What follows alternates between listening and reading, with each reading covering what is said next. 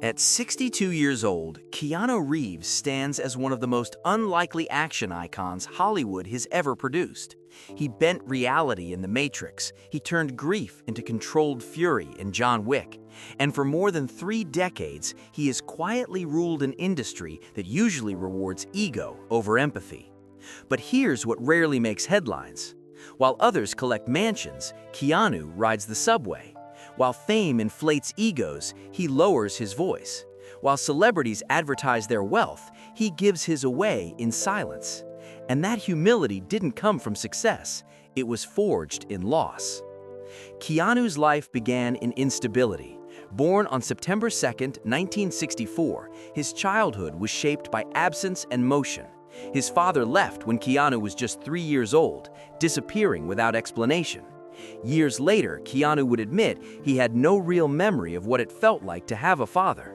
That absence became a quiet wound, one that followed him into adulthood. His mother moved the family constantly: Beirut, Sydney, New York, Toronto. Keanu attended 4 different high schools in 5 years and never graduated. Dyslexia made classrooms feel hostile, like constant reminders of what he struggled to do. He wasn't rebellious, he was unanchored.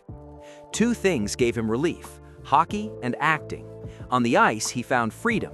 On stage, he found expression. Acting became the place where he could release emotions he didn't yet have the language for.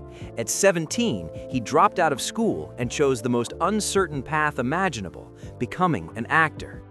The early years were brutal. Small roles, endless auditions, couch surfing, rejection stacked on rejection. Then came a breakthrough, followed by a surprise hit that changed everything: Bill and Ted's Excellent Adventure. Doors opened, fame followed, and then tragedy arrived. In 1993, his closest friend, River Phoenix, died from an overdose at just 23 years old. Keanu never spoke publicly about the loss, but those close to him noticed a shift. Something in him hardened, something went quiet. Just as life seemed to stabilize, everything collapsed again. In 1999, Keanu and his partner lost their newborn daughter to stillbirth. Less than 18 months later, his partner was killed in a car accident. In an impossibly short span of time, Keanu buried both his child and the woman he loved. At the same time, he was caring for his sister through a decade-long battle with leukemia, paying for treatments, rearranging his entire life to be by her side. Most people would have broken. Keanu didn't. He went silent, he showed up to work, he fulfilled contracts, but away from cameras, he disappeared from Hollywood. Photos of him sitting alone on park benches went viral. The internet called it "Sad Keanu," never realizing they were looking at a man carrying unimaginable grief with nowhere to put it. Instead of becoming bitter, he became generous.